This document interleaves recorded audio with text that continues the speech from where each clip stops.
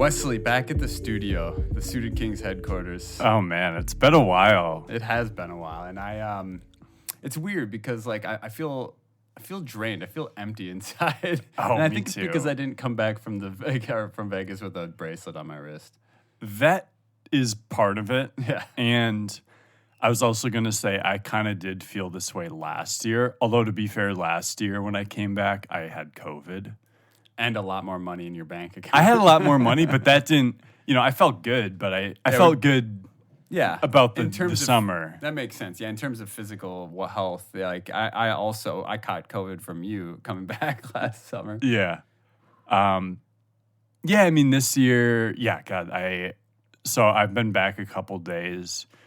I've slept, in the first 2 nights I've been back, I've slept a total of 22 or 23 hours. Yeah, it takes a little bit of time to acclimate. I mean, we spent well over, 35 days or something. Yeah, I think I was like 43 days. Yeah, so 40, I think you had about 6 more 40 days. 5 days days more than me, yeah. something like that. So anyways, I thankfully before the main, I went home. I did a little trip home and spent a week with the wife, and I was able to kind of get a lot of that acclimating time in then. I was exhausted for the first 4 days. I mean, no matter how much I slept, I just, I think there's something to be said about the dopamine release of always being in casinos, lights, numbers, adrenaline from playing poker.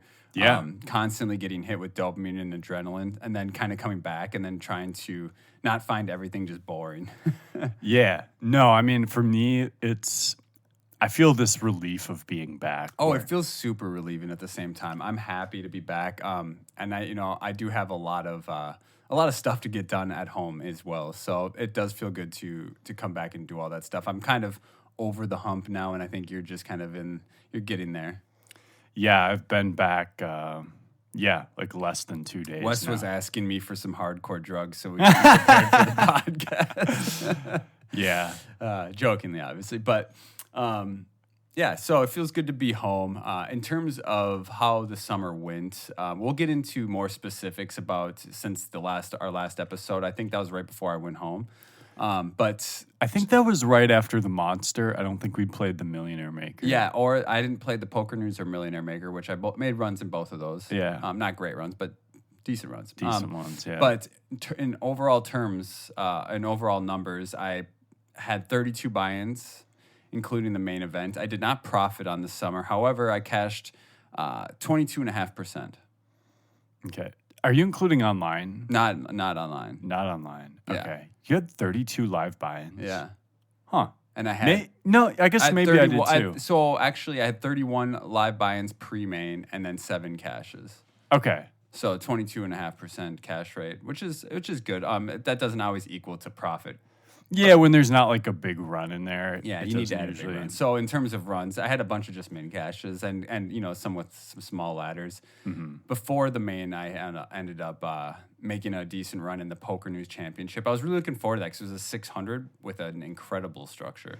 Yeah, it's probably the best structured buy-in under like 1,500. Yeah, or under 1,500. Yeah, so it starts off 40 minutes day 1, 60 minutes day 2, and I ended up making it deep into day 2. It was a lot of fun. I ended up playing with Daryl Fish. Some of you might be familiar with him. He won WPT and a bunch of other stuff. Has maybe like $5 million in earnings, something.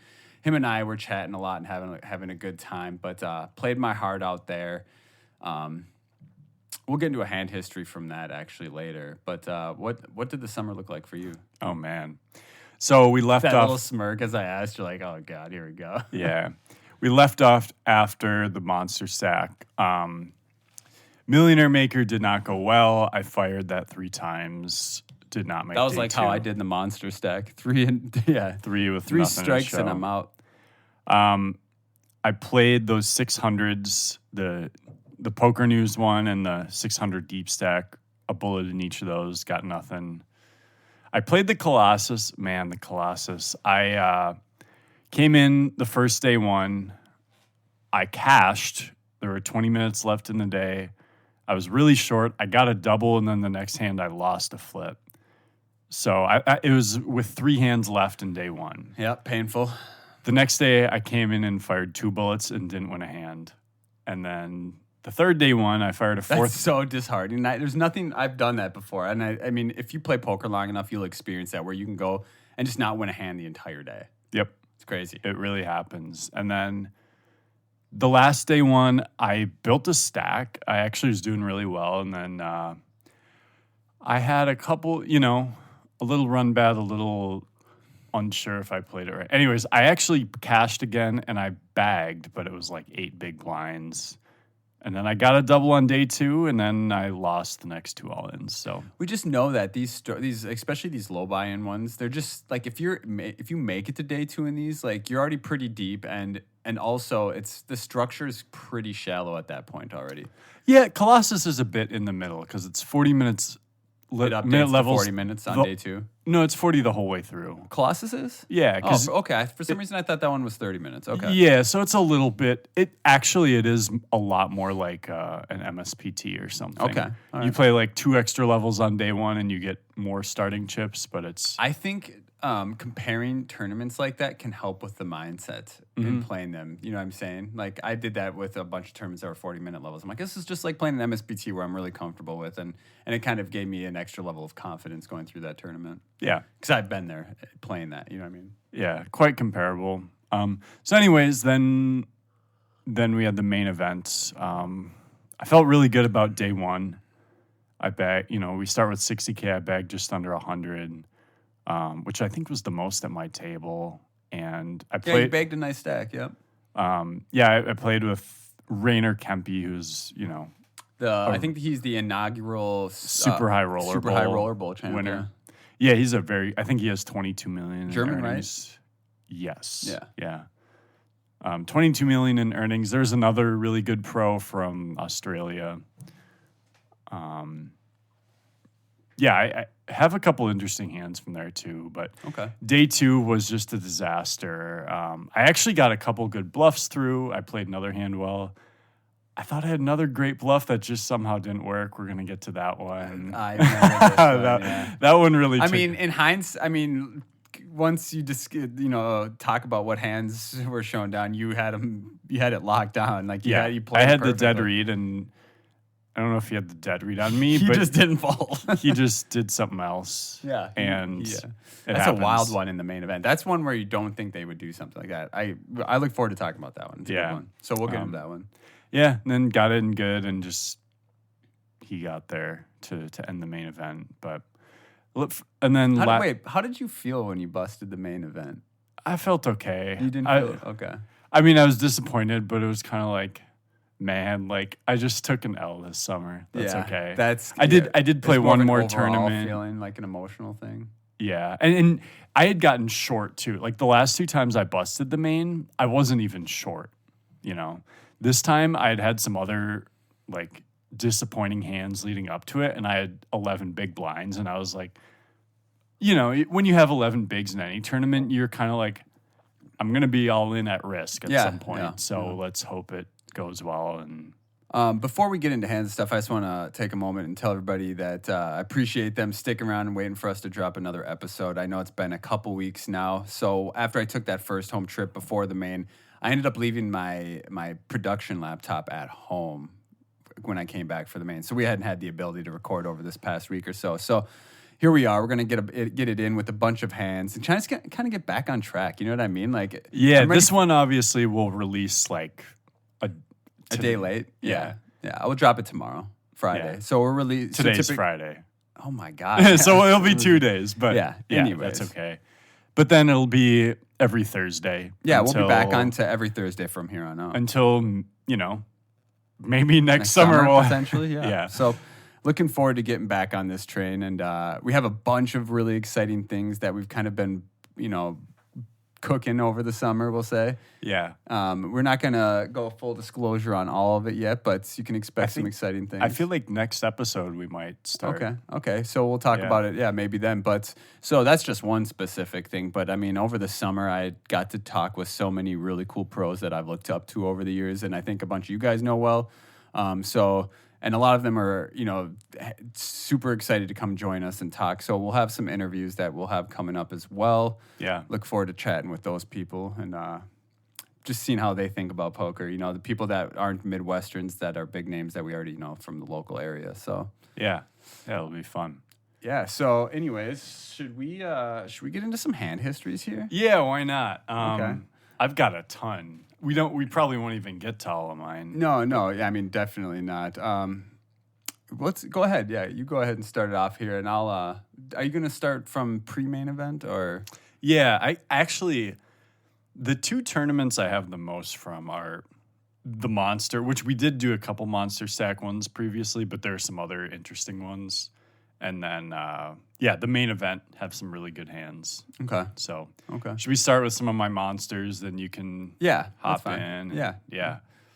Let's keep it just to keep things flowing. Let's just say we won't dig too deep into them, but we'll get let's just go. We'll flow with it. Yeah. Well, and honestly, if anyone has thoughts on these, we love hearing feedback in the Discord, and we can always go back. We can go deeper into them on the Discord if you guys are interested. Yeah, seriously. I mean, a lot of people already do that. They'll hear hands on here and then bring them up in our review section on our Discord. So again, I'll say this at the end as well, but if you haven't joined our Discord yet, hop in there. Go to at Deuce Nukem on Twitter, and my pinned tweet has an access link right there that doesn't expire. Jump in there and start chatting with us. Mm-hmm. Let's get into it. Yeah, absolutely. So the first one, and this one is going to seem a little bit standard on the surface, but in live poker, I had some thoughts about it, and anyway, so we'll get into it. So it's in the Monster Stack. Not expecting anyone to remember this from last time, but I registered when the big blind was 500, and I immediately won a pot that got me up to like 85K or 90, so I had a good stack right off the bat. This hand starts, this is the start of the 600 big blind level, so right after break. Okay. The cutoff opens to 1400, folds to me in the big blind, and I have king 9 offsuit. You have well over 100 bigs then. Well over 100 bigs, and he has me covered. At this point, and you had king 9 offsuit? King 9 offsuit. The 9 of clubs, which is, I mean, we can discuss if it has any relevance. There will be some clubs on the board. Okay. So you flat here? Yeah, I call. And the board comes out king 4 deuce. One club? 2 clubs. 2 clubs, okay. And that's not a bad, we love it. He was cut off? He's cut off. So oftentimes when we flat a hand like king 9 here, like we still have to be, careful. But I feel like it's a slam dunk flop for our hand, obviously with top pair. Yeah, we're deep, so we're not probably looking to pile in chips. No, it's not a check raise. It's not a check raise. So I was actually going to say, I think it actually can be.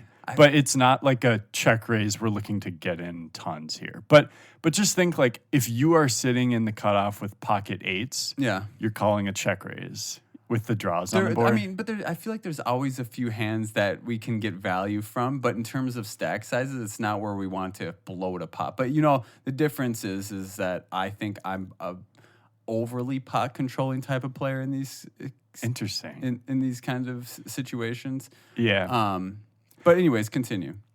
Yeah, one last thought on that is so actually I do end up check calling. It's funny because I'd rather check raise with air here than with king 9. Yeah, but the thing is, I've been like doing some work, and I realized like a lot of times you want to be check raising. Something we should study more. I mean, I'm always opening my game up in those scenarios where I don't do something enough. Yeah. Because if you're only check raising 2 pair plus for value, that's or air. Airs and gutters, Yeah, but there are a lot more draws than there are like super strong hands. Yeah. So, anyways, don't get me wrong, situational. I mean, you'll see where we have a hand where I raise aces on. I'm saying a single pair on a river on a paired board. But anyways, go ahead. Yeah. So I check call. He had bet like 1,200.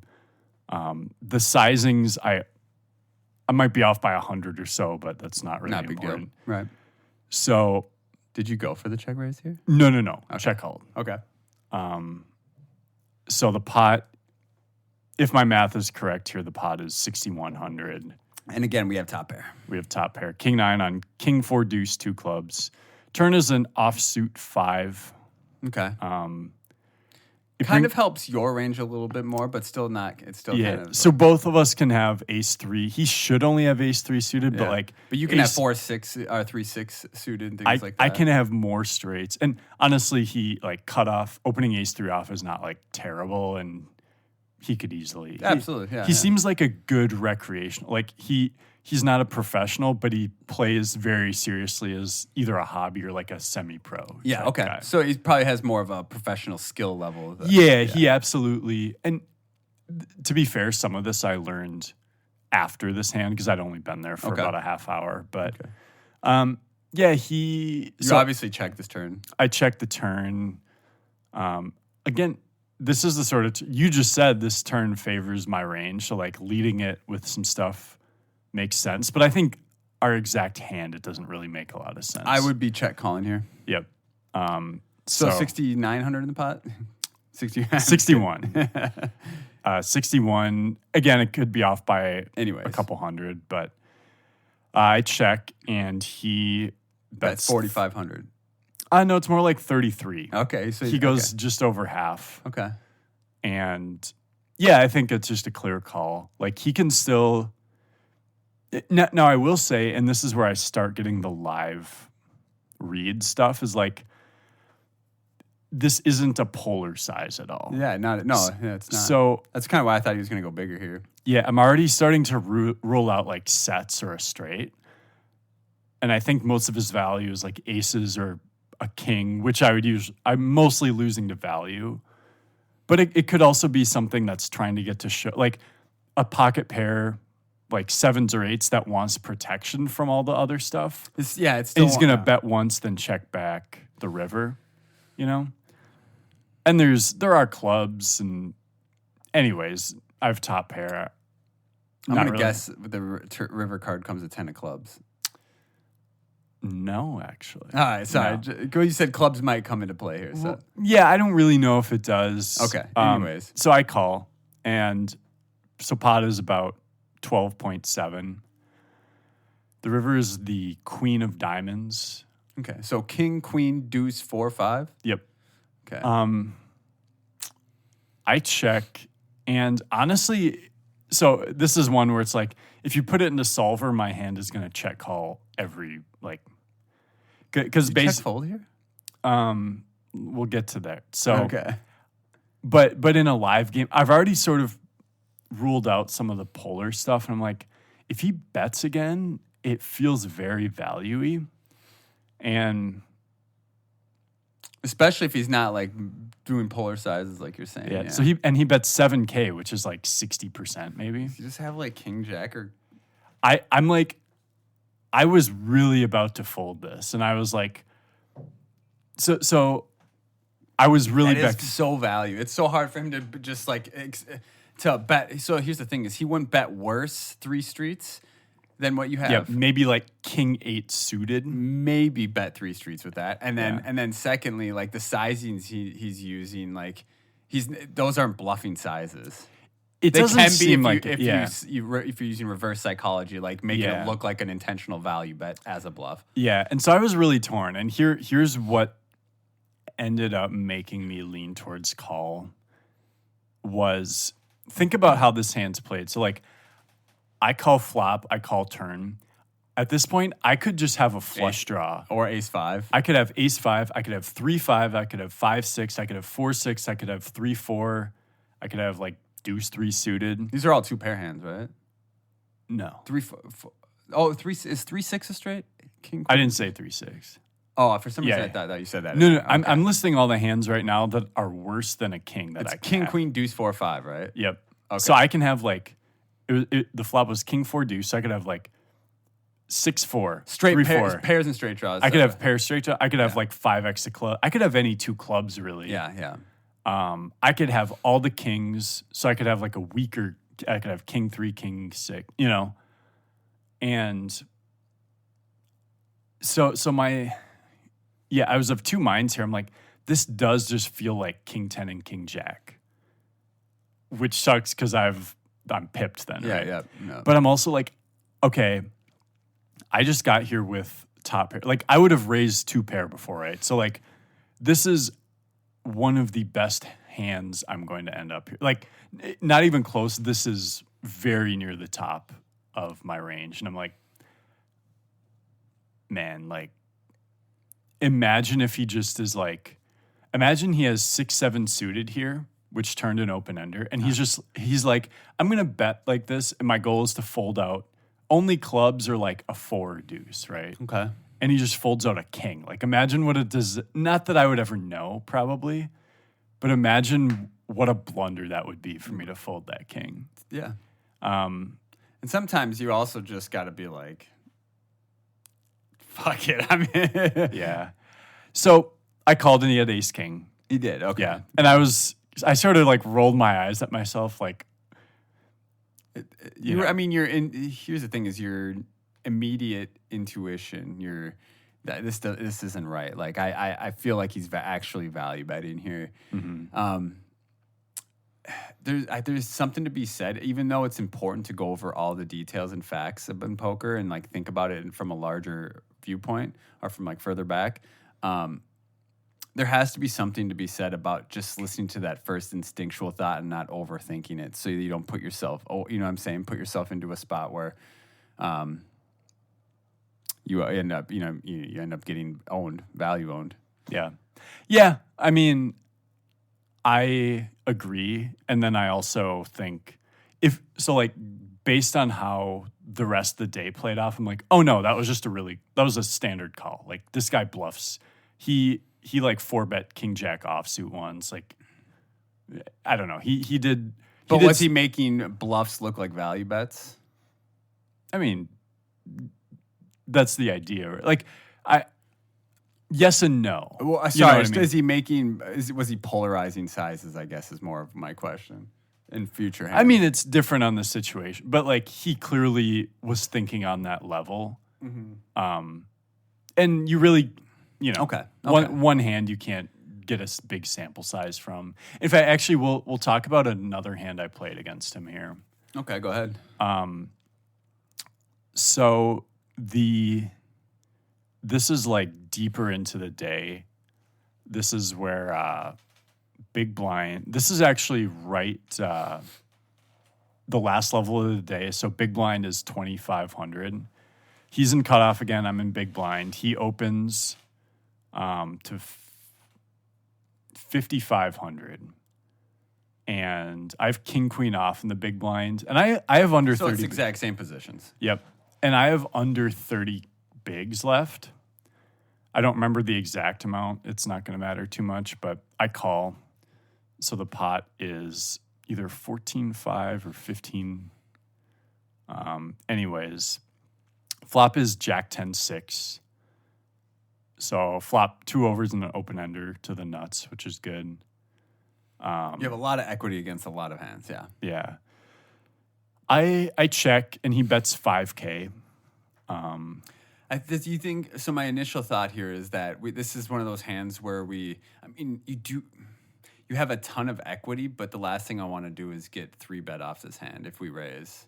Yeah, and I won't be folding. It's just like, yeah, I don't want to get it all in. We don't need to blow right it now. here. Yeah, so I feel like this hand specifically is a great hand to call and not check raise with. Yep, so I called. The turn comes like a 4. And it kind of sucks because now I'm like, well, if I check and face a big bet here, it's going to be awkward. But it goes check, check. And you're kind of relatively short now compared to where you were in the last hand. Yeah. So check, check is great news. Yeah. Do we bluff at like the 7 of hearts on the river? That's what I'm thinking is we probably have to. Yeah. As long as it's a card that brings in some straight. Yeah. Then I think so. If it's like a board pair, I might just give up and pray to be against king 9 or something. But the river's a queen, which is a good card for my hand. But it's bad because he has ace king in his range. He has ace king and ace queen. He could have like queen 10. Yeah. I mean, even if you check back king 9, like that's it improves your hand, but it improves his range very much so. Which I think puts me in a spot where it's like clearly a check call. Yeah. Yep. Which, yeah, I check, and he bets 14K, which actually I was kind of relieved. I thought he might just jam. Oh, yeah. Because that would make a lot of sense. But I almost beat him into the pot, and he shows ace deuce off. Let's go. Yeah, so that was a big one. And it put me, Well, that kind of that justifies your call a little bit more with the king nine. Yeah, and actually, and we don't have to go through the other hand, but there was another hand in the middle of the day where I tried to catch a bluff on the river, and he just had like the thin value hand, and I sort of just like sighed, like those annoy the out of me. I hate it. I hate that when people get me with the thin value bets. Yeah, when they're bluffing and you call, but they're bluffing with the best hand. It's kind of similar. Yeah. I didn't have any of those, but that was the theme of my monster stack. Was there were between days 1 and 2, there were like 6 tough river decisions.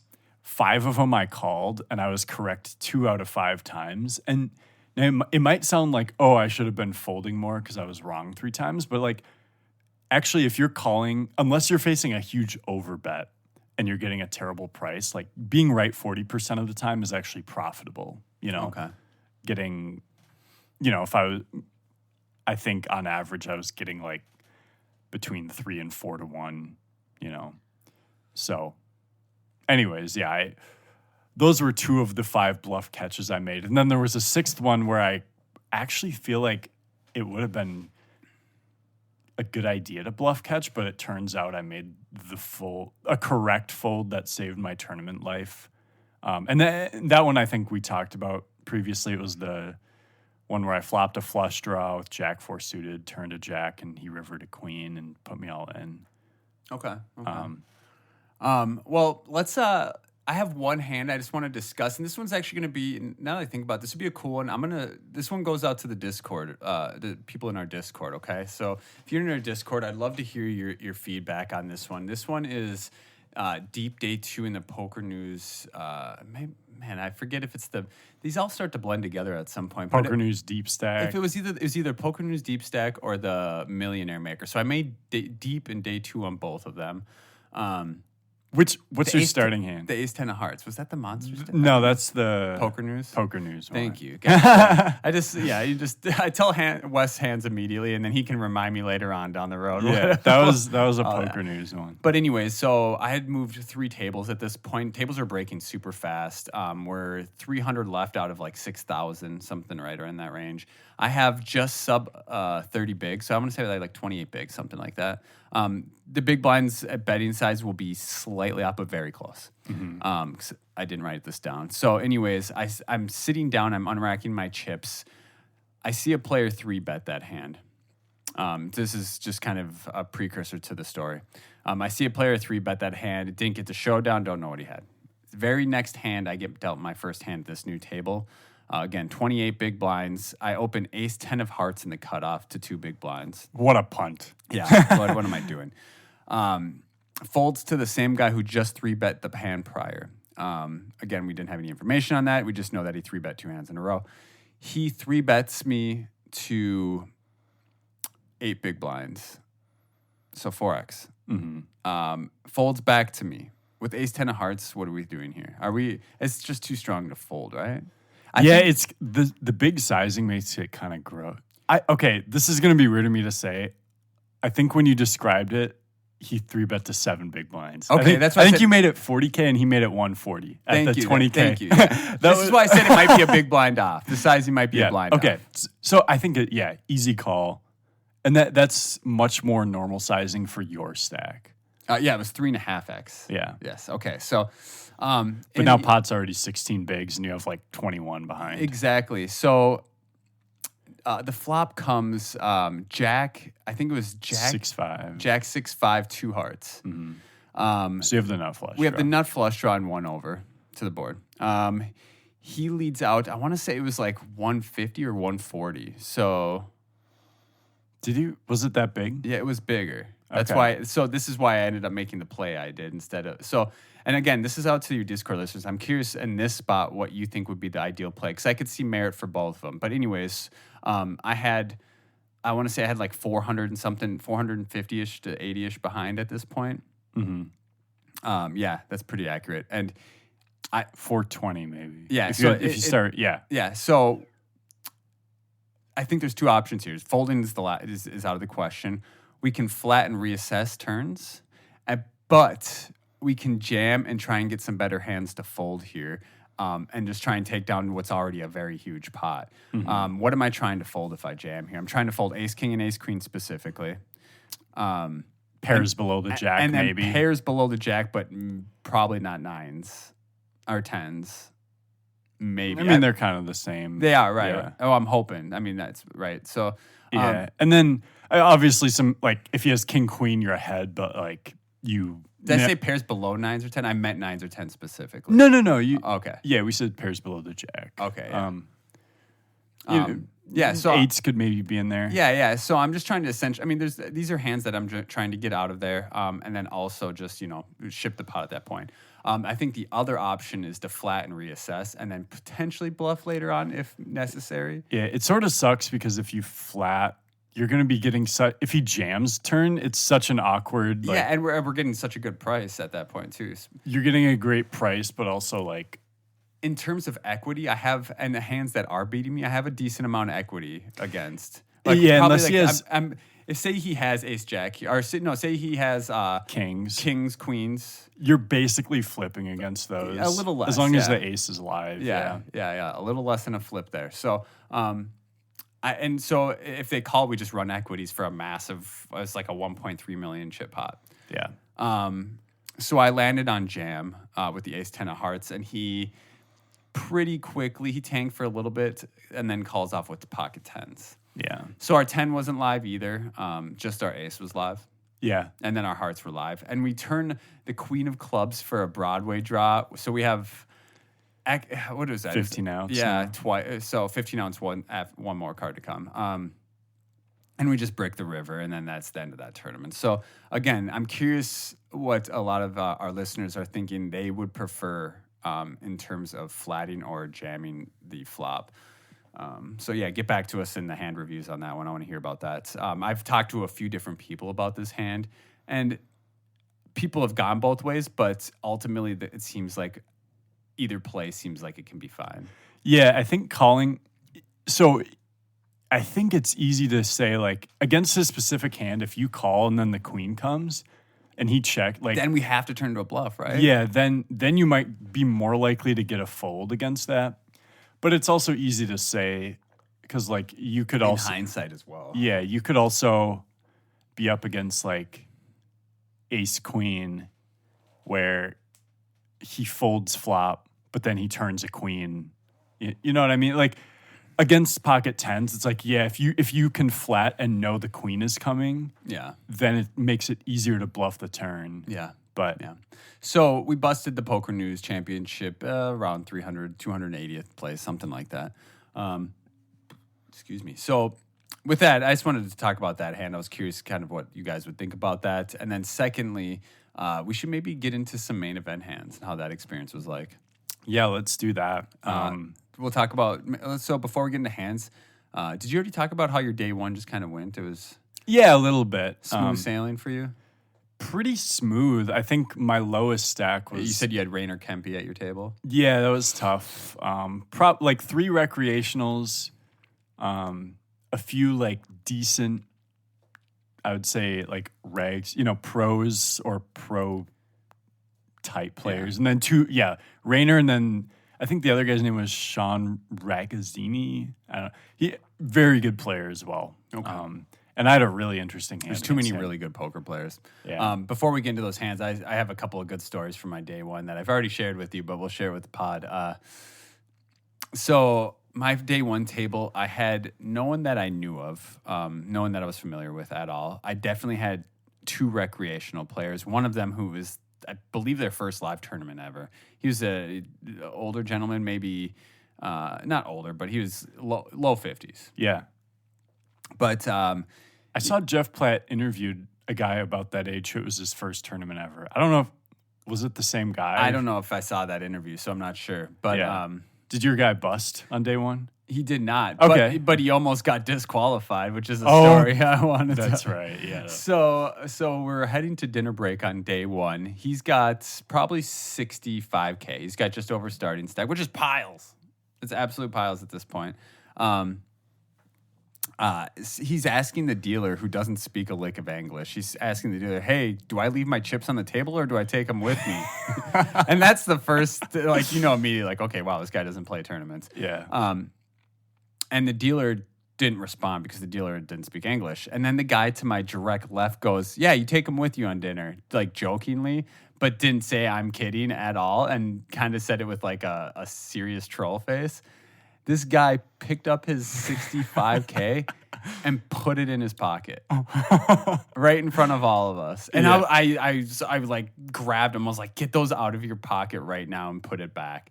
And those are for me. Very quickly, he took them out of his pocket, and I kind of reprimanded the guy to my left. I was like, come on, man. You almost just cost this new player $10,000. Yeah. Imagine that if that guy got DQ'd. I did make sure that he had the same amount of chips that went into his pocket that came out. So he didn't cheat or anything. Yeah, so you counted it. And yeah, the quick description for any listeners who are just very recreational and don't play poker tournaments, it's like if you come back to a table and pull chips out of your pocket, what's to say you haven't had additional chips in your pocket? There's no way to verify it's the right amount. Yeah, so there's that's a rule. why,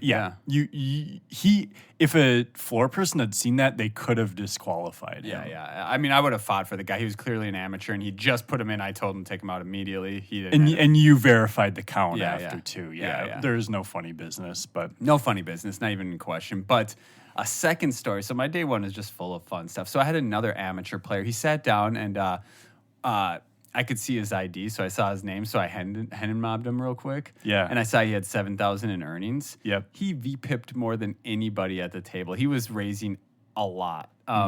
Didn't seem terrible. He seemed decent. I wonder if he played online or something. He only had 7,000 in earnings live, so I'm not sure. Was he American? He did seem American. I think he was American. I'm not sure. He pulled out an ID, right? He did, but I don't remember what it was. Because usually if they're foreign, it's usually a passport.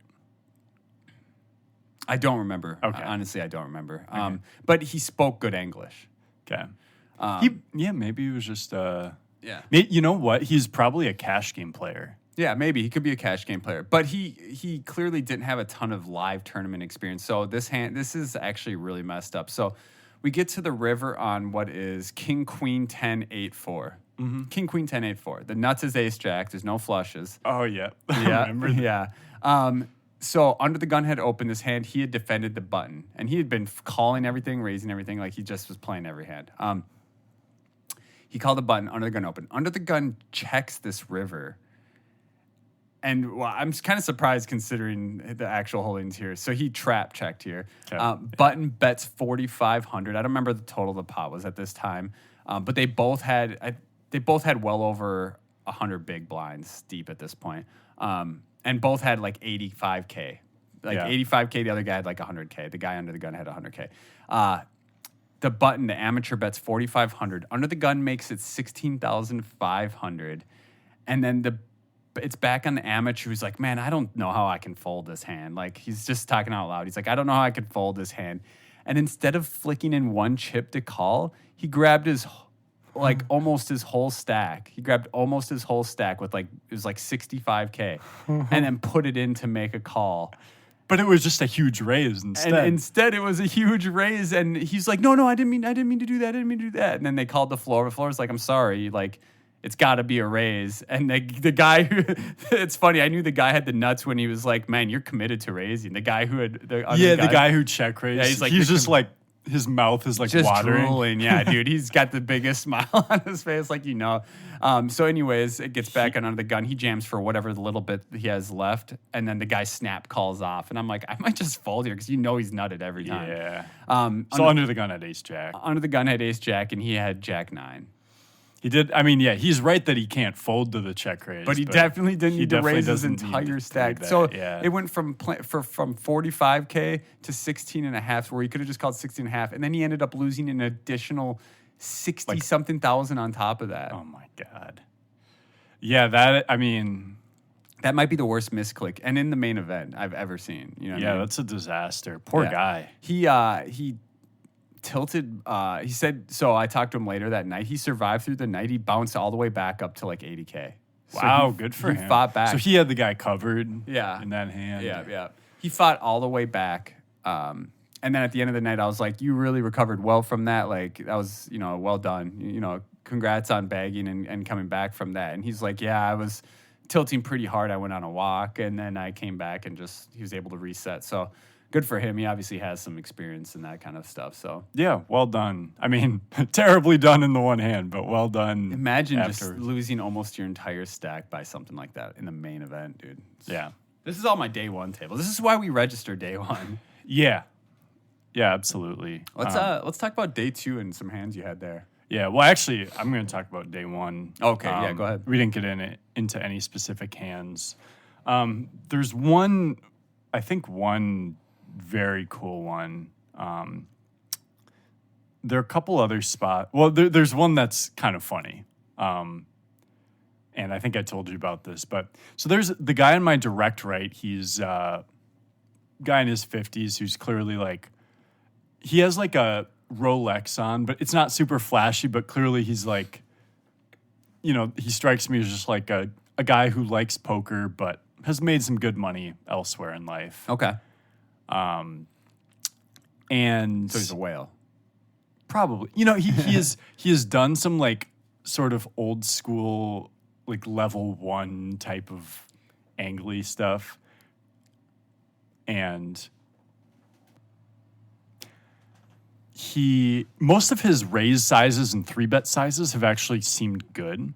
Okay. But he also did a thing where I think early in the day, people thought I was this blaster because I was just getting a lot of good hands and I was V-pipping a lot.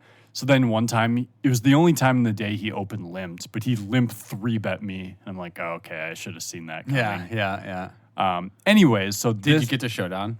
No, I folded. Okay. You had aces. Probably, yeah. So there was a hand. There were 2 hands. Ironically, both of them I had ace-9. So the first one, under the gun, I opened ace-9 suited. It folds to. I opened a 1K at 400 BB. Folds him in the big blind. He makes it 3,700, which is a little on the small side. I can kind of fold or call here, but I think I'm going to be able to play. I think I'm just going to be able to read him well.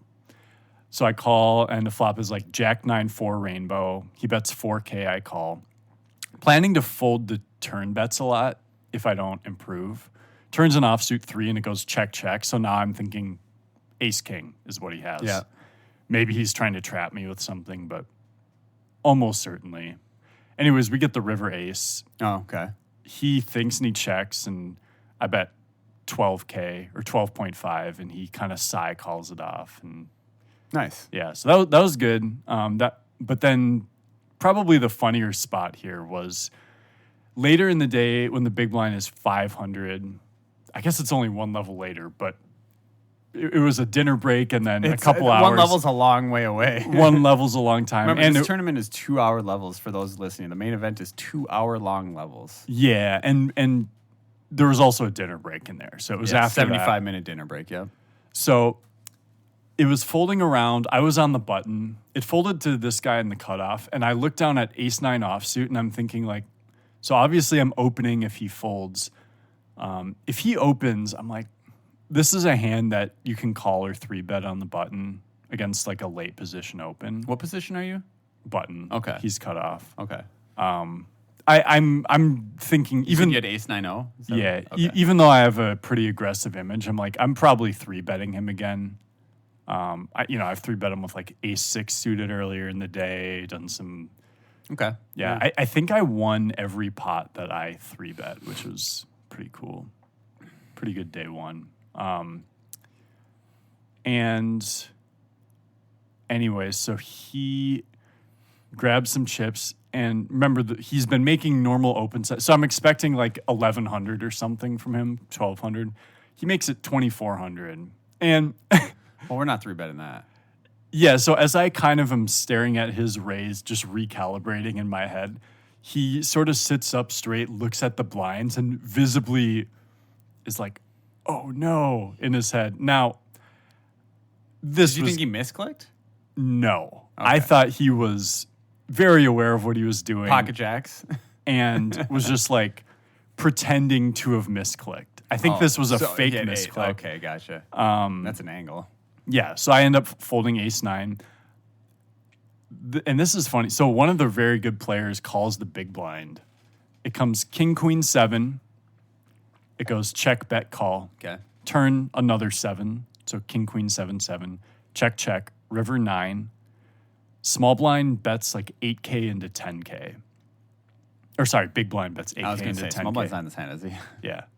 So 8K into 10K. I mean, this guy in the, et cetera. You could have jack 10 or a 7 or king, queen. This guy in the cutoff, he thinks, and then he announces raise and puts out 25K. And I'm like, he's got kings? Yeah, kings or queen. Probably kings. Yeah. Anyways, the big blind folds, and he tells the guy, if you just bet turn and river, you could have as much as you want. Because he had a 7. Oh, he did. Okay. And I found it funny, too, because I'm like, I think that's absolutely like, I think I am playing. Now, to be fair, like, he must have had either, like, ace-7 suited or 8-7 suited. Because, like, defending to an almost 5x raise against a range that's probably pocket, like, a big pair. Yeah. Or maybe ace-king. Like, you definitely want to play tighter in the big blind against that. I feel like ace-king wouldn't raise the river at that point, but yeah. No, I think this was absolutely a full house. Yeah. And that makes sense. yeah, so...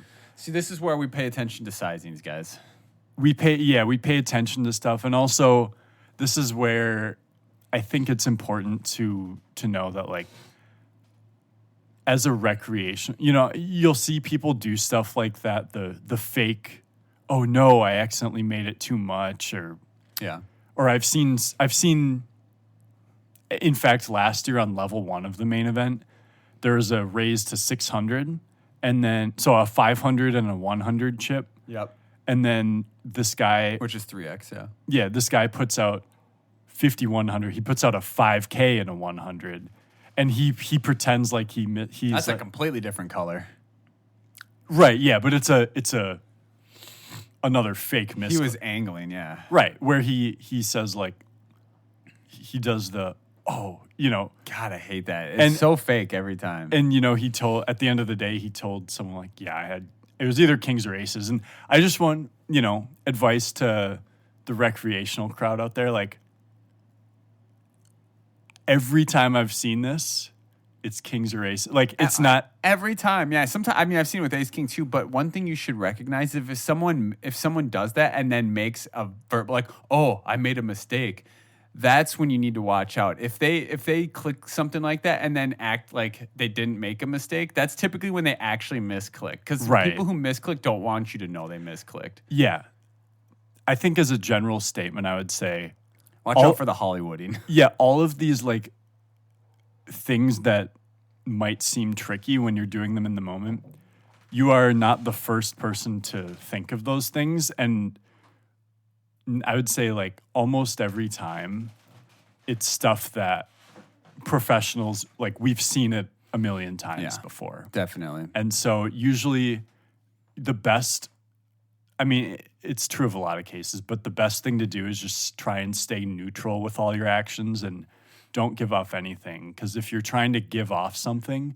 unless you're one of the best players in the world at giving off a a false tell, like, people will pick up on a lot more than you will realize. Yeah. So, yeah, don't give away my favorite false tell, or my favorite fake tell is when people are like, you're facing a river bet and you're like, should I call here? Should I not call here?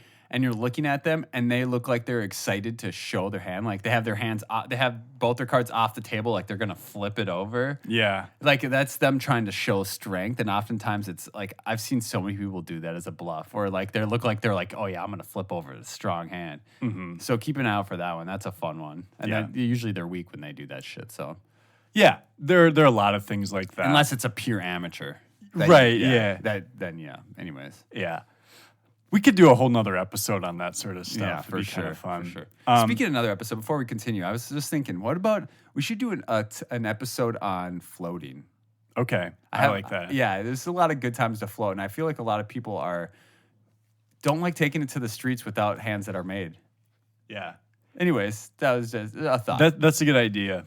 It's something that I think the poker community has gotten a little better at as a whole. Yeah, for sure. Getting that's a good idea. Sucks. It kind of, when you're out of position and yeah. So, anyways, should I go over a hand I played? You got another one? So this is the one. This is probably the coolest hand from day one. Okay, let's hear it. This is the last level, so big blind is 600. We have about 90K. The villain has 65K, but he's going to be the good pro who's a couple spots to my left. You were 500 big blind level, so you probably got 100 bigs or something. What level? Last level, so it's 600. 600. And so he has a little over 100. I've got like 150. For some reason, I heard you say you had 55 and 60K. I didn't hear the hundreds in front. Okay. 95. See, I'm trying to do 10 things at once, Wes. Sometimes it's hard for me to What follow. else are you trying to do? That's why I right clarify. now? Well, I was itching my nose and thinking about that's dinner. fair. And I'm just kidding. Yeah, so we opened to 1400 in the cutoff with ace 5 of clubs. Okay, so you're super deep. Very deep. And he calls the small blind, big blind folds. Okay. Pot is 4K. And you had king, queen off? I was about to slap you. Good one. All right, let's go. Honestly, in this hand, I found myself wishing I had king, queen off at some point. But flop is queen of hearts, 5 of hearts, deuce of diamonds. So I have middle pair. Okay. It's not a terrible flop, but he has a lot of queen X's in his small blind calling range. He'll certainly have, he may not even 3-bet ace queen all the time, which I think is fine. The main event is a different beast. Yeah, and not even that. I think it's just standard to mix it. Yeah. I was looking, because I actually threw this hand in GTO Wizard after, because I was curious about several things. Anyways, so pot is 4K, he checks. I think, for me, I actually thought about checking. I ended up betting 1,300, so I went with a third pot. And my idea was like, you want to kind of still deny equity with your hand. Yeah, he's going to have 2 overs a lot of the time, and why not just take it down against those? I like it. He hits me with the check raise. He makes it 53, and I'm already not loving it. Is there no flush draw out there? Or was there a flush Hearts. draw? Hearts, okay. Queen 5 of hearts and deuce of diamonds. So, yeah, he can have hearts. And I know this guy is going to be able to check raise a lot as a bluff, but also he'll go for the thin value too. Like he'll check raise a queen here. So I call. I mean, I don't think there's any argument to folding yet. So the pot is 14.6K, and the turn is a 9 of spades. So it's a blank in the sense that, like, I mean, sure, you could have 9x of hearts or something, but it's not going to, like, bring a big hand. Yeah. You know, he could have bluffs like this could turn him a straight draw or something too, but not a bad card. Can we land on call here? Does he bet? Yeah, he bets 12K into 14.6. So this is already, it's a little gross already. And I had a couple obviously, like, my initial instinct was kind of to fold here. Yeah, I'm kind of agreeing with that, because it's like, also, is he trying to inflate a pot with Queen Jack O here? Like, I think he certainly would. Okay. So, yeah, my thought is he will still, like, obviously he could have a set of deuces or fives, although there's only one combo of fives. And then most of his value is going to be like king, queen, queen, jack, queen 10 suited. Yeah, maybe queen 10. Probably queen 10 suited. And I didn't really think he would have ace queen, but I actually did look back. Like I said, I put this hand through. And ace queen should be flat in pre. It should mix. Okay.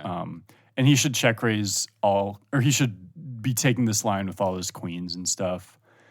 And then, yeah, there's some intuitive bluffs, some less intuitive bluffs. But my thought here was, like, I could just be against the queen, which sucks. But I think if I call the turn, I think he'll have a decent amount of bluffs here. But I think on the river, I don't actually know if he's going to bet big with a queen again, because I can also have all the strong stuff. Yeah. So I think as far as the river goes, if he bets big again and it's a brick river, now you might fold. No. I think now I think ace five suited is actually a better call. Oh, than a because queen. you're saying that he has more bluffs now because you think that he might not be betting a queen here. Yeah, he's more weighted that way. I see. Yeah, like his value is more polarized if he like jams the river or something. Okay. And so blocking one of the two sets that he could have is actually more important in that case. So I end up calling the turn pot's 38.6. And he has like 50, a little under 50K. Jeez. Yeah, the river's the 4 of diamonds, and I'm like, oh man, like this, and it's near the end of the day where I'm like, Let remind us. So it's queen 9, not in any specific order. It's queen 9, 5, deuce 4. Yeah, so queen 5 deuce flop, 9 turn 4 river. Okay. There are hearts on the flop, but it did not get there. So at this point, I'm like, oh, we're gonna. Did you put the cape on? I didn't have to. He gave up. So he checks, and I just like within a second, I just tap the table, and he shows King of Hearts 10. So okay. King 10 off. So I get to win, which is really cool. And I think for me the coolest part was when I put it through GTO Wizard, I was mostly right.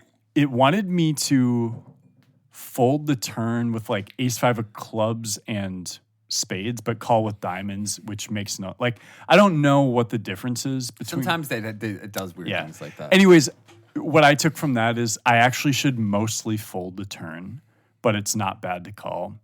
But if he had jammed the river, it wanted me to call all ace 5, no question. I love that how it changes its mind based on because of what he should be betting flop turn and what he should be betting river. Yeah, and so what I was really happy about there was that my logic in the moment of this actually makes like a better river call than a turn call. I'm glad that was correct in the moment. I like that a lot. That's good intuition, good experience. Yeah, I think just logic. Like, it's good to know that in sort of a higher pressure tournament moment, I was just thinking very clearly. Even though the main event is an easy play, not easy, but I guess it's easy to kind of get more into the zone for the main event. I think so too. And so actually, if you think about his hand, King 10 off. I like it as a bluff. On the Queen 5 deuce flop. Yeah. People might think like that's just a punt. And no, I honestly, thought it was nice. It was actually a good, it loved his flop play. On the turn, it kind of wanted to give up. Is it like his flop call, his pre-flop call? Yeah, absolutely. Okay. I thought that'd be a better 3-bet, but. I think I would have to check, but it's like probably, I think it was like a mix. Yeah.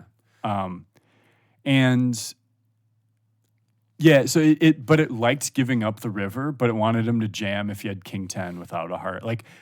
So when you get to the river and you have a card that blocks the flush draw, obviously one of the things he wants to fold out is flush draw. So like now it's bad for him to have a heart. So I think even though GTO Wizard said he should mostly check the turn, the bet was fine, but then it wanted him to just always give up the river, and he did. So I think he played it really well, and I think I did too.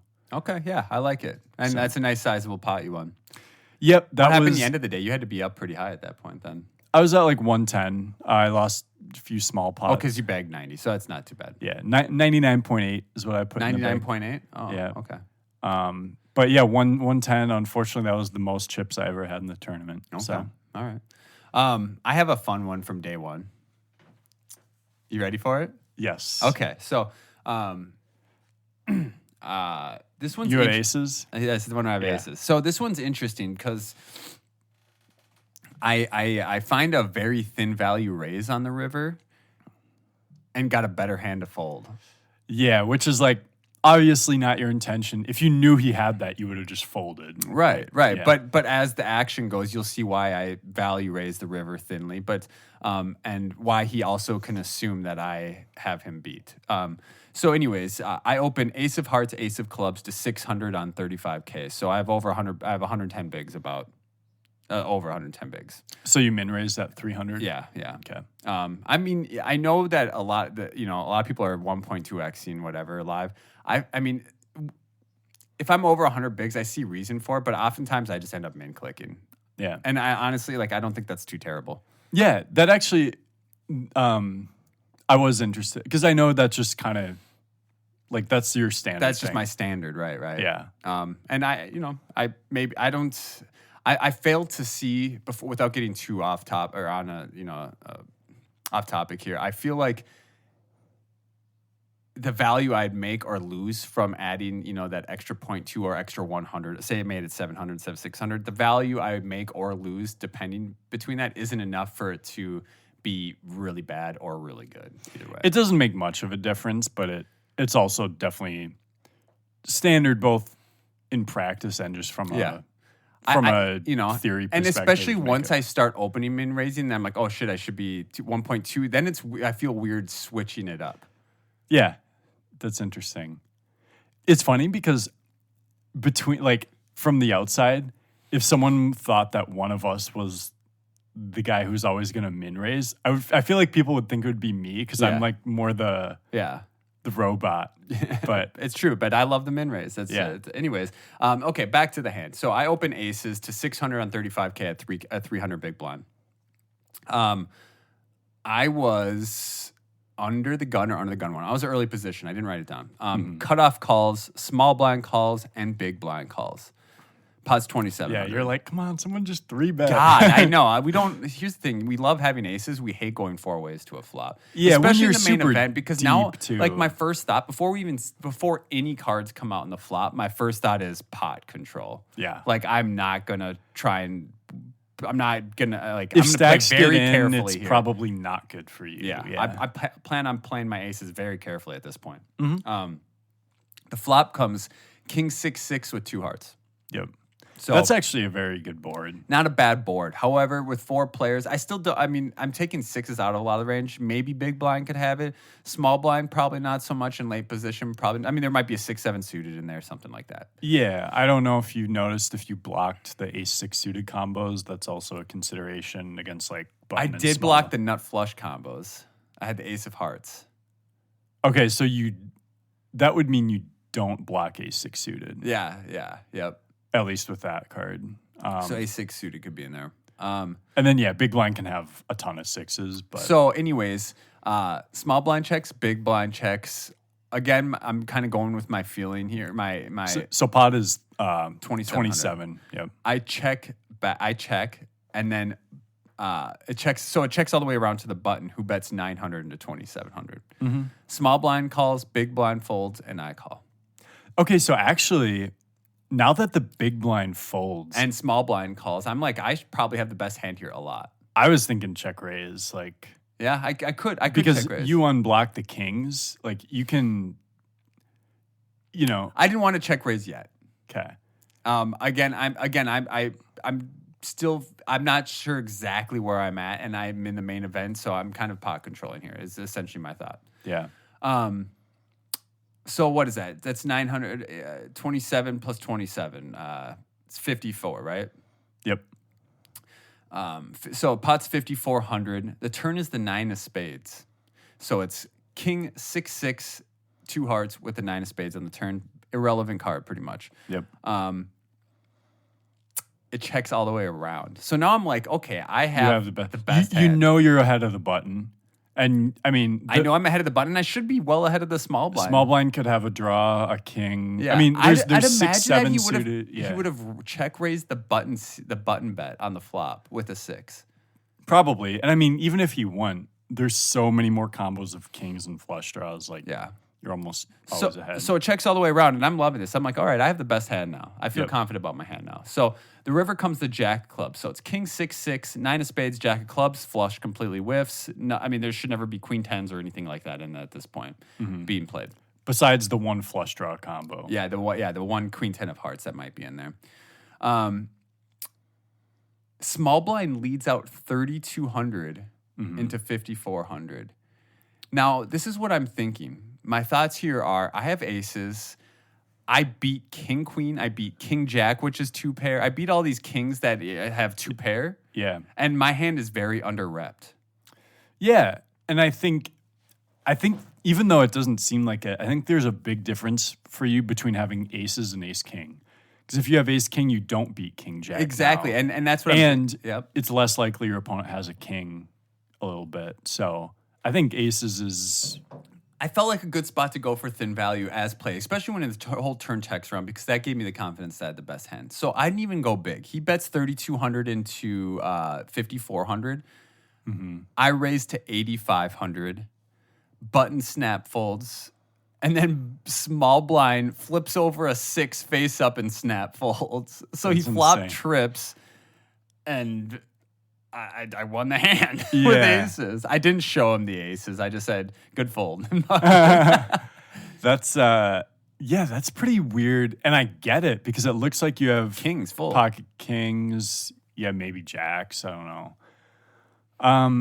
I mean, yeah, ace king. As played, it looks like I have a full house. Yeah, and this is one where it's like this sort of goes to the contrary of your initial gut feeling, because that clearly his gut feeling was like, I ran into a full house, I'm out.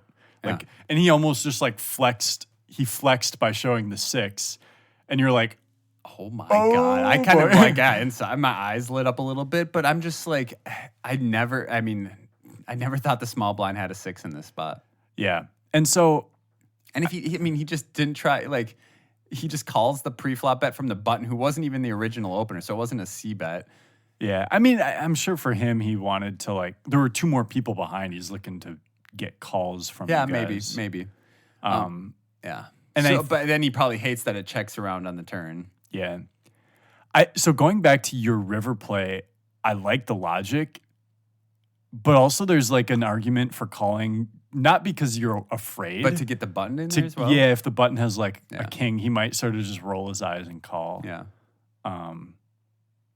I do like the raise though. I think when he checks the turn, he's not going to have like king queen. Maybe he has a king without a kicker. Okay. Maybe he just had like 7s and was trying to take it down. You know, I think I prefer your raise to just calling. Yeah, it's a thin value raise, and it felt good. It felt like the right spot to do it, so I went for it. And I got a better hand to fold. Like, what an amazing situation, because like I'm value owning myself technically, and instead of value owning myself, I got the better hand to fold. It's weird because the fact that he folded a 6 makes your raise seem like terrible in the sense, but maybe he calls with king jack though, because then it's way harder for you to have a full house. But the fact that he folded a hand better than the hands you were targeting for value, it's like, oh, maybe that was never going to work. That's crazy, yeah. I think from his point of view too, it's like, obviously you could have a full house, but if you account for the fact that you could have, even if he doesn't think you're ever really bluffing like this,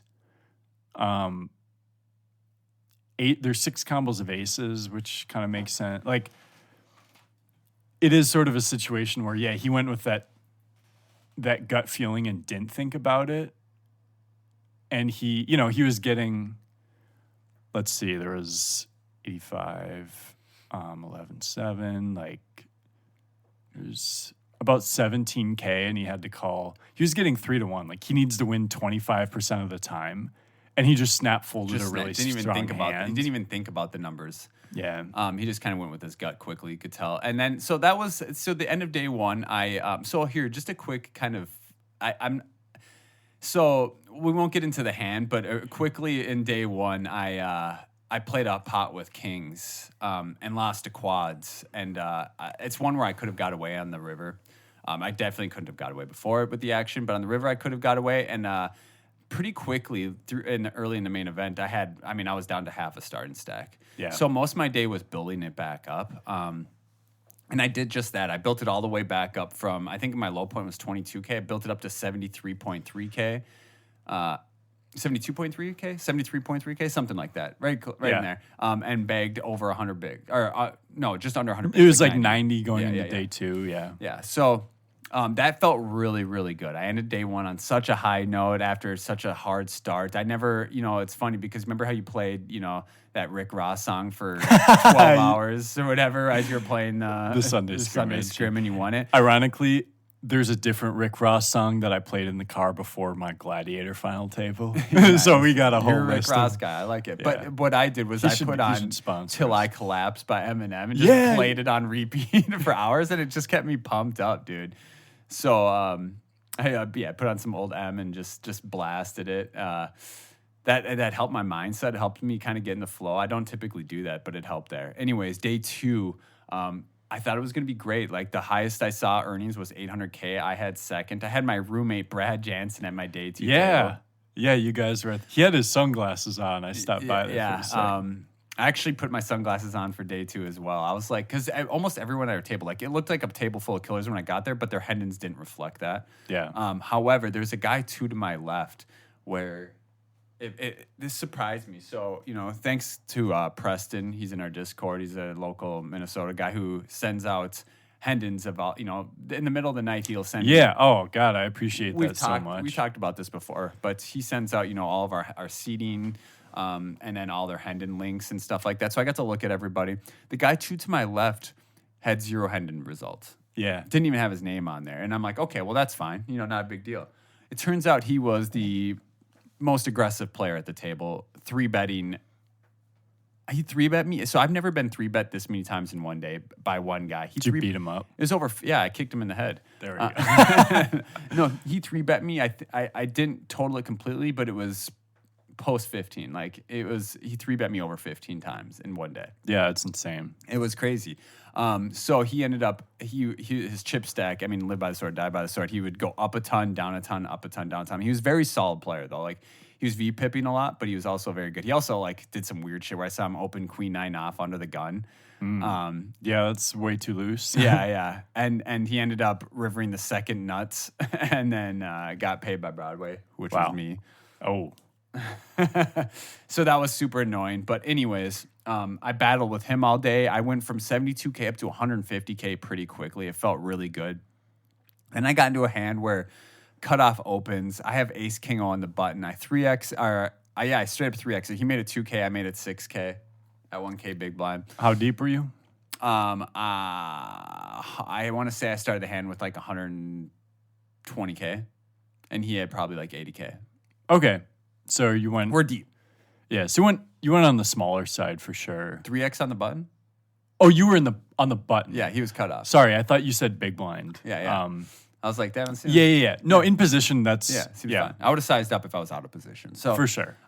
Anyways, he just folds to him. He flats. We get to the flop. The flop comes, queen 6-6, 2 diamonds. Okay. Check. I didn't see bet. I have the ace of diamonds in my hand as well, by the way. Mm-hmm. So it's queen 6-6, check, 5 of spades. So do you ever I could just bet small here. Yeah, I'm thinking just 20, 25%. I definitely could. I landed on check for some reason here. It just kind of went with. I don't mind it. Yeah. I just landed on check. I just feel like he has a lot of queen X as well. So he'll have some queens for sure. So anyways, I just landed on check back. The turn, so it's queen 6-6, 2 diamonds, 5 of clubs or spades. There's a black 5 on the turn. He checks again. And I'm like, well, now I'm just checking back. Now you just get to showdown. Get to showdown, right? So I check back. The river is, I want to say it was a 3 or it was a 7. It brought a 3-liner out and a 3rd diamond. Okay. So I want to say it was a 7 of diamonds. Yep. I want to say there's, let's see, how much is in the pot at this point? 6, 12. It's just under 20. 14.5. 14.5. Oh, yeah, 14.5. Yeah. And he bets 15.5. Ay. And I'm just like, I honestly didn't know. It's such a polarizing size where I was like, it was a polarizing size. And I with the ace of diamonds, I just flicked in the call. Damn. Guess what he had? Come on. Queen 6 suited. You're not going to guess what he had. He had pocket aces. No, that makes no sense. Yeah. Now, if you guys were shorter, flatting the 3-bet with aces makes a lot more sense. I thought that I mean, so I saw him 4-bet jam ace queen off earlier after over Brad's 3-bet. Yeah. So I'm like, if he's trying to if he's gonna raise me here, like I'm ready to get this in against him ace king pre-flop. Just because. Yeah. So you could easily gotten stacked. That's not stacked, but close. Yeah, you could have doubled him. Oh, a big stack. So, anyways, thankfully he flattened. I ended up. I mean, I probably could just fold river, whatever. But like, I decided I had a good bluff catcher at that point. Yeah, I mean. Having any ace is nice in the sense that like he's not going to bluff with ace. I also high. know he doesn't have the nut flush either. So with that sizing, I know it doesn't make a huge difference. I'm just saying that's one of the hands he might overbet the river with. Yeah, he certainly could. I mean, there could be some other flushes. There could be, yeah. He could have pocket sevens and just say, I mean, like, anyways. Anyways, I landed on call, lost that hand. He had pocket aces. So I ran into aces there. But I could have lost a big one there. You really should like. It's weird to me that, especially because he has an aggressive image, right? It's funny though, because you know why he flatted is because him and the other guy that was to my left, two to my left, that was very aggressive. They had a conversation about committing to the slow play like 5 minutes earlier, and then because of that conversation, he just flatted and then checked 2 streets with aces on that board. Yeah, I like the way he played it post flop a lot more, but pre flop like just. We're so deep. Get some chips in the middle. Thank God he did. He's got. If he just makes it like 17K. So I ended up losing a small one there, and then the one I couldn't end up not recovering from. This didn't knock me down, but it folds to hijack or cutoff. I don't remember. Who had 20 big blinds to start the hand? He min clicks it, folds to me in the big blind with 2 10s. I had 60, just over 60. And how much do you have again? 20 straight. 20 bigs. Yeah. So I stuff it. Yeah. And he snaps with aces. Oh yeah. So I ran into aces again. Yeah, you ran into aces like several times. Yeah. So that brought me down to 40, and now I'm folding. I play a bunch of hands, folding. We're getting near the end of day 2. I get switched to a new table. I have 20, just over 20. I'm curious on your thoughts on this hand. Mm-hmm. I get set at a brand new table. I have no reads on anybody. There's a ton of chips on this table. Under the gun +1 has 18K at 2K BB, so 9 bigs. 9 bigs. And he just stuffs it. And I just sat down at the table. I'm in late position with king, queen of spades and just over 20 bigs. King, queen suited. God, I was like, I don't think I can let this go here against this. Like, early position is yeah, it's tough in early position. In hindsight, I really wish I folded. Oh man, he had aces again, didn't he? Yeah, aces again.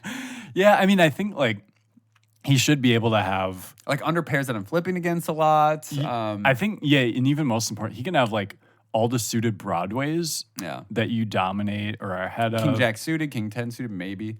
Yes, he should have any suited. Like he should have 10-9 suited here. Right, but something to take into consideration is it's the main event. So some people, he was a little bit. But it's also 9 bigs. Yeah, he's a little bit of an older gentleman. So I mean, not to say that old gentlemen are nits, but oftentimes you will see more frequently that they are a little bit tighter ranges than younger people. Yeah. King queen suited is like you're not glad that he shoved, but I hated it. But I was like, my hand's too strong to fold here. So I think so, yeah. So anyways, we get it in. I lose to aces again. So I literally just went from piles down to just over 10 bigs. And it didn't end up recovering from that. Ended up busting at the end of day 2, last hand of the night. Mm-hmm. So that was the end of my main run. It was pretty disheartening. But, one day later, I was ready to just do it again. Like, I know. I just love it. I'm hungry for it. Me too. And I have a couple day 2 hands, especially one that I think really decimated my stat. Oh, the one I'm talking about. We'll get through these and then we'll wrap up. Yeah. Yeah, absolutely. There are a couple interesting ones. And I think I want to hear the one where the ace. Yeah, we'll spoil it. I actually had a couple interesting ones early on. We'll go through it quickly, but first level, under the gun 1 opens the 1700, and this was if any of you are familiar with Poker Bunny, she's played on. She had a lot of poker news time over the past year. From a lot of hate, a lot of kind of infamous. Yeah. Honestly, like I didn't watch much of her stuff, but I thought she played really well. Okay. I don't think she was like, she's not like a top level pro, but I think given the amount of shit people solid. have talked, yeah, like she was one of the other couple like tough players at my table. Okay. She opens the 17. I defend Jack 9 of clubs in the big blind. Flop Love is that. Ace King Queen 1 club. I check. She bets 1,500, and it's kind of tempting to fold here because like my gutter isn't even that sneaky. Right, because if a 4-liner comes in, you're just not going to get value typically. Yeah. Backdoor clubs, I don't know. I floated one out of position. I think it's fine to flow one, whatever. Yeah. Turns a deuce. It goes check, check. Okay. River's another deuce. And I'm like, it's kind of ugly, but it's tough to turn your hand into a bluff here, though. Here's the thing, though, is like, I'm playing the board here. Yeah. She could have any pocket pair. She could have like a queen, queen jack, queen 10. Like, she could pocket eights. Yeah. Like, there is actually, I think one thing to keep in mind here is, people think, oh no, like I'm just gonna get called by an ace. It's like, it's okay if she has an ace, that's fine. I'm just gonna lose to that.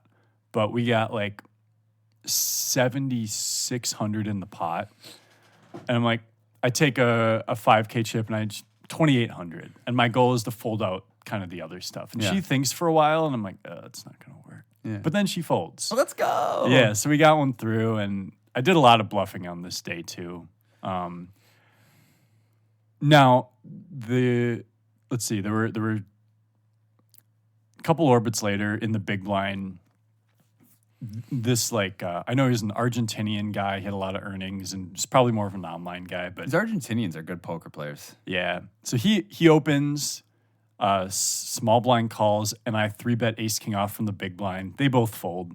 The very next hand, the same guy opens, the same guy flats. Oh my god! I have ace king of spades in the small blind. Oh my god! What a dream spot! I 3-bet. So he made it 2K. There's a call. I make it 9,500 from the small blind. Yeah, size it up. Yeah, we're all deep. The opener calls and the other guy folds. So it's like pot's 22.6. Did you say ace king of spades? Yep. Okay. Flop is 4-3 deuce 1 spade. Not terrible, not great. Yeah, I decided to check. I like it.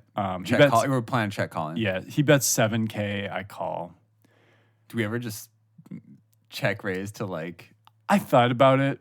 Again, this is hand. I like it. Turn is the 10 of clubs. I mean, you could still have aces here. Yeah, I check and he bets like 14K.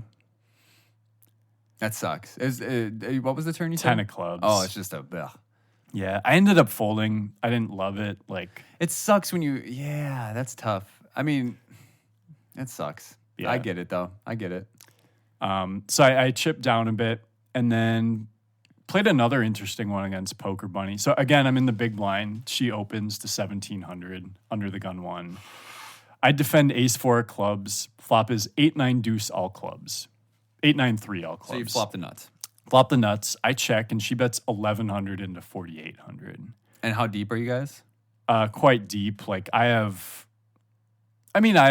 chipped down a bit. I had about 70K here. And how many did she have? More. And what was the big blind level? 800.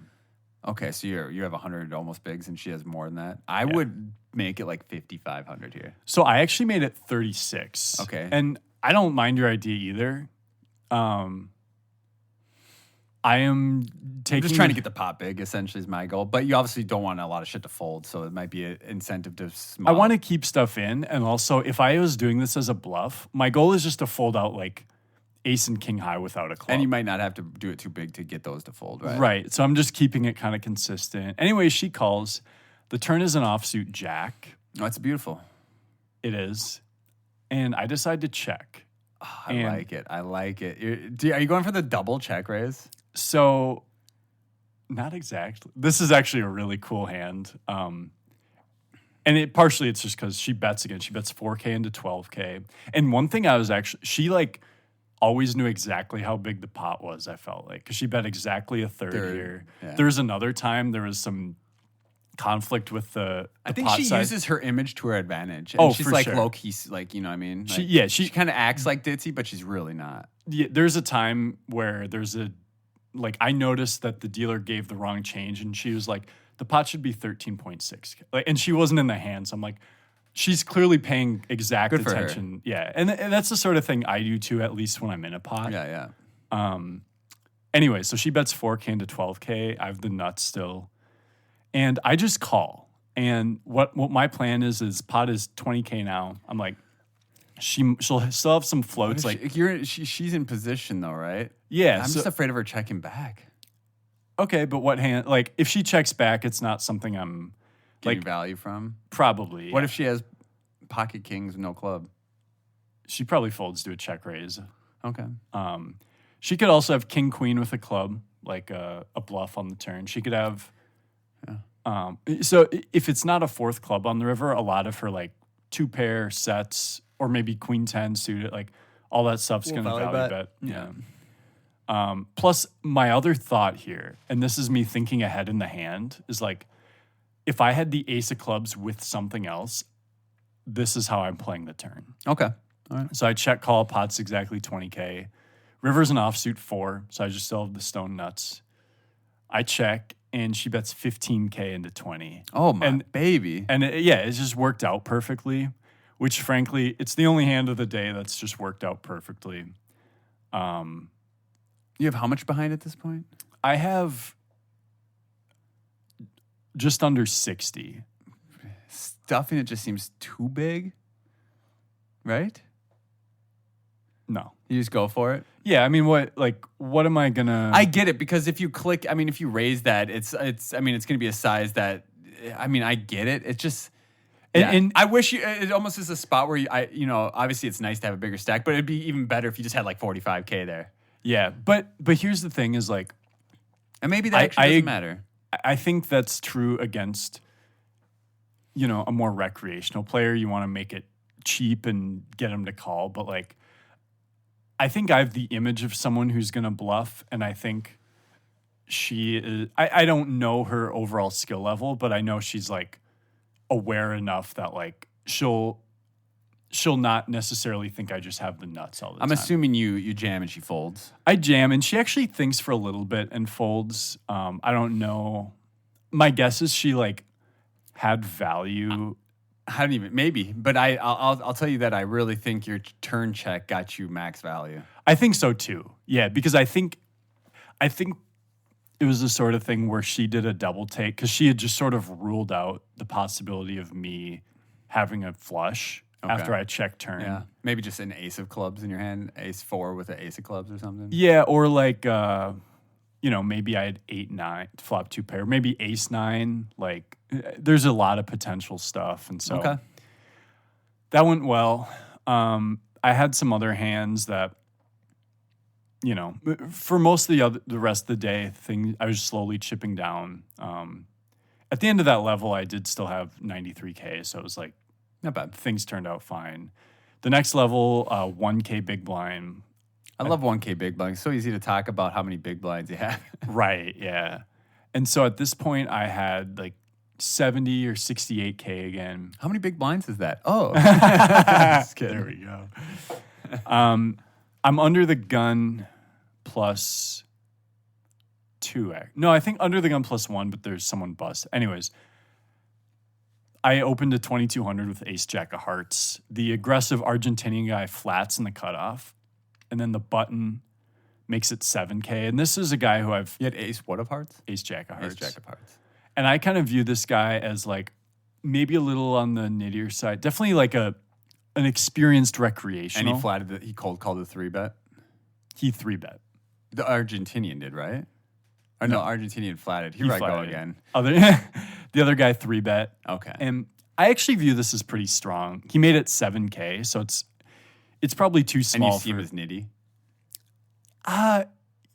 Or maybe definitely like I thought he had a nitty side, but I didn't necessarily. He was someone he's not a professional, but he's probably a winning player at his 2-5 home game or something. Okay. He's also from Texas, so you never really know. Those guys blast off, I hear there. Yeah. Anyways, never been, but anyways. I think this is a fine hand to just call. Yeah. I mean, it's suited strong. I'm actually like, if it's offsuit, I'm just folding. Yeah. And in some universes, well, not 3 ways, but in some universes, if there was just a heads up 3-bet, you could sometimes 4-bet ace jack go too. But yeah. Like suited, it's just more playable. Post, yeah. So I call, and the Argentinian guy, he calls. So pot is 23.5, and the flop comes out Queen 10-4 rainbow with One the heart? 4 hearts. Okay. Yeah. So okay. I'm so like, you got a gutter to the nutter with a backdoor flush draw. yeah. And so it's already a little awkward where I'm like, if this guy c-bets, the cutoff could check raise. Depending on his size, like this isn't great. But it checks around. Okay. And so I'm obviously We love that. hoping to hit a king. But Yeah. the turn is the 9 of spades. It's the second spade. And Is Queen 10-4. 9. Does he just have like jacks here? Jacks is possible. I think, I mean, you sometimes, have one in your hand, obviously. Sometimes we make fun of people for saying, I put you on ace king. But Yeah. quite honestly, I think could have ace king. Yeah. I think he could have ace king. I think him having ace jack is a possibility. Okay. I don't really think he's going to trap too much. I could run into pocket 9s here. That would be unfortunate. So my thought is like a multi-way. This is a wet board. The turn was a 9? Yeah. Okay. So I'm like, I was going to check, and then I had the thought like, well, if I think this guy's pretty heavy on ace king, then I really only have to worry about the cutoff. And while this board, there's a lot of stuff he could have, I'm like, he could also have like 8, 7, 6s, 5s. Maybe I bet small now. I get those to fold, and I didn't realize what hand you were talking about before, but it clicked. I know where we're at. Okay. Yeah. So I bet 8K into 23.5. And the cutoff just snap folds. So I'm like, that's great. Yeah. We got it through him. And now you kind of know, I mean, you have your opponent that's still in the pot range decently well.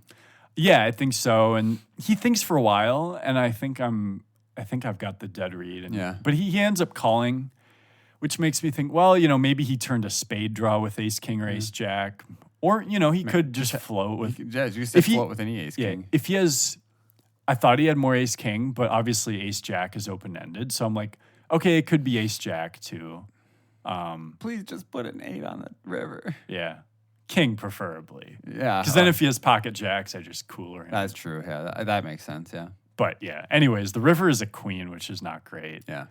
So now I know if he has jacks, like if he has a main folding. hand, he's not folding. But that being said, there are a lot more combos of ace king and ace jack than there are of like pocket 9s or pocket jacks. Especially considering you have one of the jacks. Yeah, I mean, there are 3 combos of both of those. And at this point, I have over 40K. How many combos of, what is that? So it's 8 combos of ace king, right? There will be 12 of ace king. Or excuse me, 12 ace king and then 12 of ace.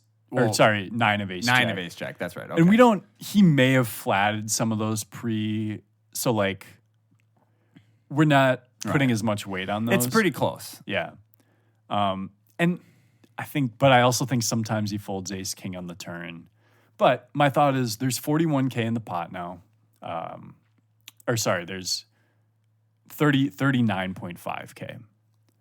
And my thought is, I don't really want to rip. I had 43, 44 behind. And I'm like, honestly, I think if I had, let's say... I bet in hindsight you regret that. Oh, come on, man. If I had queen jack suited, I would be targeting like maybe if he had like ace 10 or like a... Okay, so, yeah. And I don't think I'm going to go for it all. Plus, also, just with the hand I have, I'm like, I don't want to risk all my chips on this bluff in case he just turned a set of 9s. So do you bet like 75% pot, or what did you go for? I go like a third. Oh, you went small, value size. Okay. Yeah, or just blocker size, yeah. I think good to clarify, like, every size should have both bluffs and value. But when you bet small, obviously it's mostly value. Well, so your turn size was 4K? 8K. Or 8K. We're tired today. Yeah, I know. I really am, honestly. So but what's your river size then? What is a third pot at this point? So it was slightly over. I bet 14K into 39.5. Sometimes people do weird shit when you do like 8K and then 8K again. You know what I'm saying? Yeah. Okay, but anyways, continue that. Ignore that thought. So within 2 seconds, he just says all in, and I roll my eyes and fold. And God, that's so annoying. And then the worst part is it wasn't.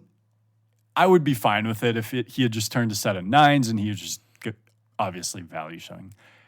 He flips over the ace king as if he bluffed me, And he's bluffed with the best hand. Yeah, and I'm like, gosh, yeah. That really sucked. But honestly, in hindsight, I think my play was good, and he just... You had him on ace-king and tried to get ace-king to fold, and he had ace-king, but he ended up taking the left turn and just ripped it in your face instead. Yeah, and I don't know. Maybe he just thought I had a 10 or something. Yeah, and, yeah. He's like, was talking about how he's like, I needed to convince myself I have pocket queens so that it would work. I'm like... Pocket queens? Yeah, and I'm like, I would have... I would have played a queen. If I had king queen, because also the reason I'm taking that size with value too is I don't think he has a ton of strong hands that can pay off. If you think he has ace king, you want. I mean, sometimes ace king might find a hero here. Yeah, and I'm like, man, if I just had a hand and he ripped into me, that would have been. Oh well. Yeah. So that sucked, and I was down to about 30K. There was a hand after where I had a sliver of showdown, but I think I missed a spot where I should have maybe bluffed, but also I felt like my image was up. And not Poker. A lot of interesting stuff after that. I eventually three bet shoved ace queen off from the big blind for 11 bigs, and the guy who had opened, he was the Argentinian. He had a pair. He had Jack 10 off, and he was just. Oh, that's right. Yeah, and it came out King Queen 3 Ace Jack, and we lose, but good game. Good game. Yeah, I mean, here's the thing. Yeah, day 2 was just a shit show. So you and me both dusted day 2. Our whole house busted on day 2. Yeah. Our whole house was 5 of us, and none of us made day 2. Just a bunch of fish. But yeah, it was wild. I mean, I played day 1B, so I had the first day 2, and I busted. And then all 4 of you were on day 2, and it was like I was sure someone would make day 3. And what an incredible summer overall, though. Obviously, we didn't get the results we wanted through the entire thing. We had what are you talking? What a terrible summer. No. I mean, it depends on how you look at it, Wes. Right? The experiences we had were invaluable. I still have a house to come back to. I didn't lose my mortgage. Maybe there's some people who don't. Yeah, there definitely is. Yeah. I mean, some of these people go out there and bust everything they got. Yeah. You know what I mean? And I'm thankful that us and our group of friends. Well, I didn't tell you my secret, which I fired a couple bullets in the 100K. Oh, you did? Wow. Okay, so you're actually broke. So Wes, if you guys want to start donating, Wes could use some love. Yeah.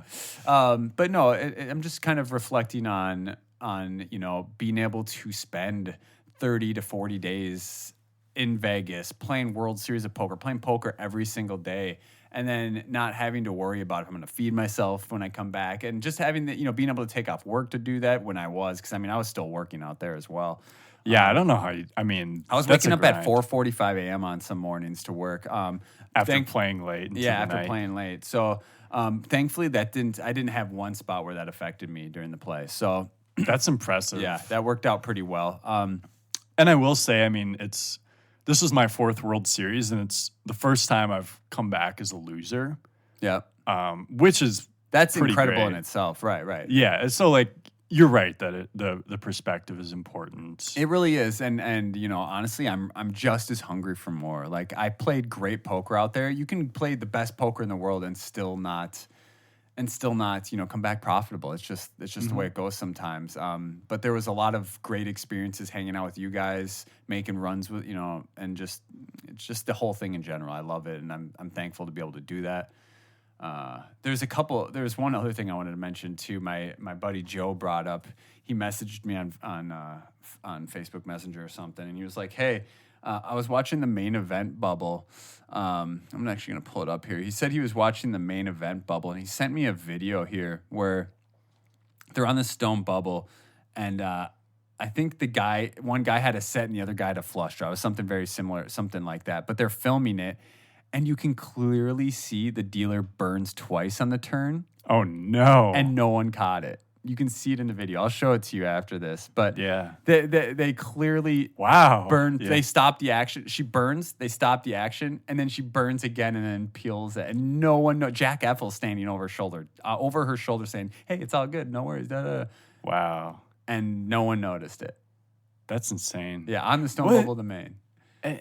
That's a big spot for it. I remember, even at the World Series, I think Brad Owen, he busted on a hand where the board actually ran out as a chop. Is it Brad who busted in that? I remember a hand like that happening where the guy got up and walked away, and they dealt another hand. Yep, and then he was it was Brad Owen because he caught it on his vlog. Oh my God. And the reason I remember that is Mike Wilklow, who's in our Discord, he was at the table and he had just won a massive all-in against Brad. Mm-hmm. So Brad was kind of probably dejected. Like he had just lost 80 or 90% of his stack, and then he didn't really even... It was like a King 9 versus Queen 10 maybe, where the board was double paired and then ace high. But... Well, I think this seems like a good place to kind of start wrapping things up. We're back in town. We're back in the studio. We have a ton of content planned. We're going to get back on the wagon, right? And just kind of... I look forward to dropping a bunch of these new episodes. What's coming up soon? I know there's Riverside in a week or two. I'm going to actually... It's one of my favorite stops, but I'm going to pass it. My wife and I have been doing some yard work. We're building a new patio in the backyard. So I'll play online here a little bit, but it's going to take live off for the next week or two. Mm-hmm. Start off with the multi-day Canterbury 500 flight later this month. Then head to Grand Falls. Yeah, there's one of those in August too.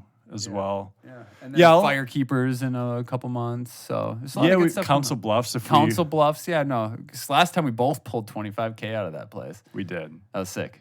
That was a fun trip. Yeah. Yeah, I mean, I won't be playing much live coming up here. I will be doing some online, doing some studying, doing some content making, doing some coaching, and and some sleeping. I mean, give yourself a couple days. Yeah, the two nights since I've been back, I've slept a total of 22 hours. It's almost half the time. Yeah, it is. So awesome, man. Well, get the rest you need. I'm glad you were able to make it over here today, get an episode out the door. It's a nice long one for the listeners. So yeah, it's going. Yeah, he's looking at the computer like, is it recording? It is. So we'll go ahead and wrap up here. If you guys didn't already, when I mentioned this earlier, make sure to hop in our Discord. It's completely free. There's so many good players in there discussing poker constantly. We want you in there. We want to have you join in on the fun. It's a great place to learn, to meet other players with similar passions. And then you can go in there and leave suggestions for episodes. You can go in there and do almost everything. Check the rules on there, but there's a couple small dumb ones. But check it out. Hop in the Discord. We'll be back next Thursday for another episode. Feel good. Yeah, we're gonna get right back to every Thursday. Yeah, we love this. It's super cool to be all the way out in Vegas and have people talk to us about the podcast and how they enjoy it. So it's cool to see it spread as much as it has in the less than a year we've been doing this. Reflecting on a long summer, I'm happy. Life is good, Wes. So yeah, let's put some more money in our pockets. Yeah, let's do that. All right. I'm not going to sign off the usual way. We'll just go ahead and say, hope you guys have a good rest of your day, whatever time it is. And we'll see you next week with another episode of the Suited Kings podcast. There we go.